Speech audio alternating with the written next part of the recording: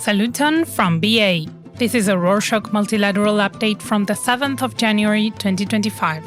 A summary of what's going down in the world's major multilateral institutions.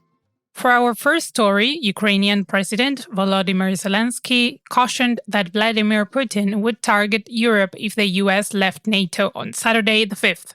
In an interview, Zelenskyy emphasized the importance of NATO unity, stressing that the alliance is crucial to counter Russian aggression. He suggested that Putin's ambitions extend beyond Ukraine, posing a threat to broader European stability. The remarks reflect Ukraine's ongoing reliance on NATO support in its fight against Russia. These comments do not showcase Zelenskyy changing his attitude, since he has been saying that Russia poses a threat to the rest of Europe beyond just Ukraine for a long time.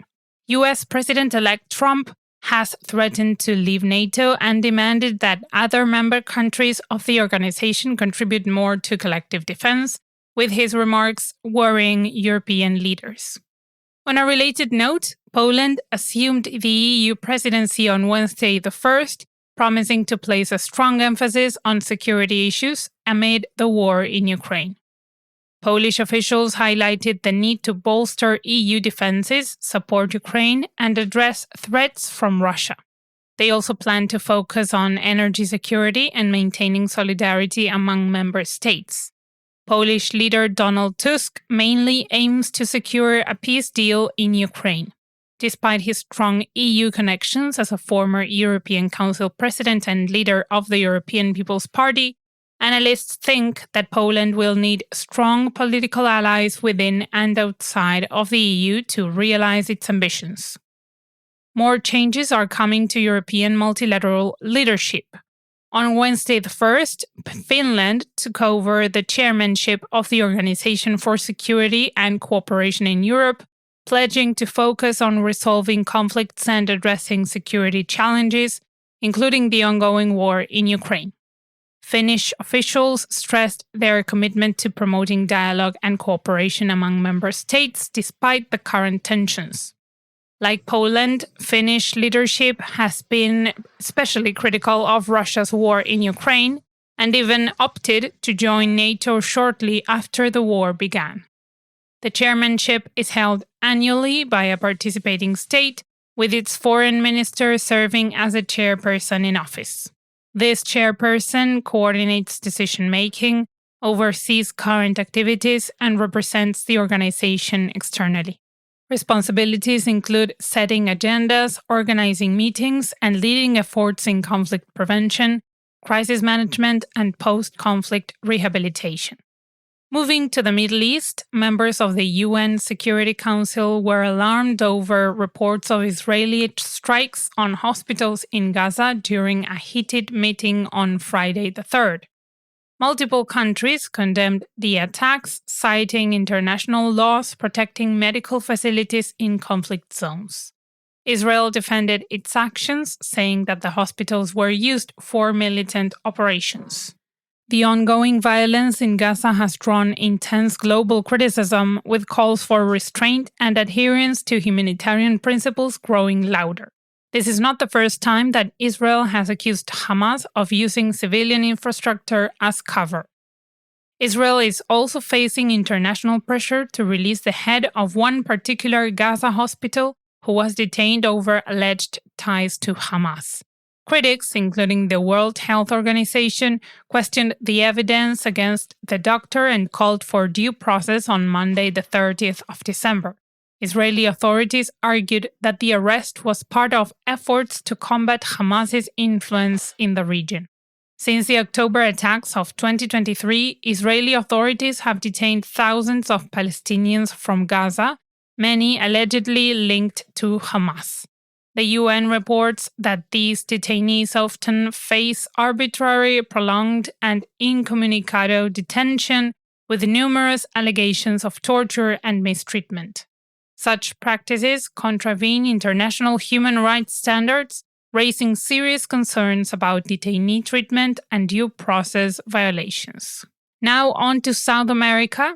Argentina filed a complaint with the International Criminal Court against Venezuela on Thursday the 2nd, citing the detention of an Argentinian military officer. The officer was arrested while on a diplomatic mission in the country, sparking accusations of rights violations. Argentine officials criticized Venezuela's actions as politically motivated and called for international intervention. The case highlights growing tensions between the two nations and concerns about Venezuela's treatment of foreign diplomats. Speaking of Venezuela, according to a report from Reuters released on Friday the 3rd, the country's oil exports rose by 10.5% in 2024, reaching their highest levels in 5 years despite ongoing political instability. The increase was driven by loosened U.S. sanctions and agreements with companies like Chevron, enabling greater production and shipments.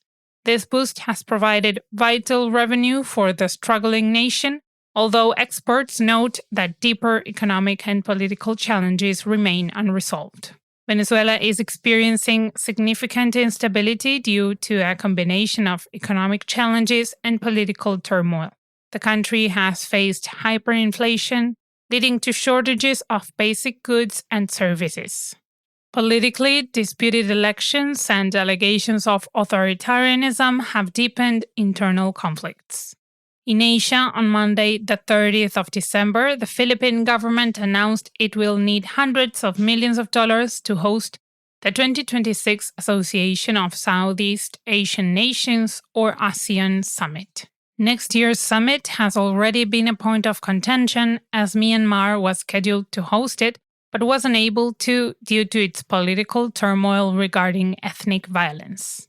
The budget would cover infrastructure, security, and event-related expenses, aiming to provide a smooth experience for leaders and delegates, although the country's Congress approved less of the conference's budget than what the president has asked for. Typically, most of the funding for these conferences comes exclusively from the host country. Officials highlighted the summit's potential to boost the country's international reputation and strengthen ties with the ASEAN region, stressing that the investment will help elevate the Philippines' role in regional diplomacy. On Friday the 3rd, the United Nations reported that more than 3.5 million people have been displaced in Myanmar due to ongoing violence and conflict last year, a sharp increase of 1.5 million from 2023. The figure includes both internal displacement and refugees fleeing to neighboring countries. The situation remains dire, with the humanitarian crisis worsening the country's already fragile conditions. The UN called for increased global support to address the growing needs of displaced people and ensure their protection. On to general multilateral news, UNICEF reported on Sunday the 5th that more than 500 Afghan children were killed or injured in 2024 due to unexploded ordnances. The organization highlighted the dangers that remnants of war continue to pose to young people in Afghanistan, especially in rural areas. Despite efforts to clear these hazards, the report emphasized the ongoing risks and called for greater international support to protect children from such violence.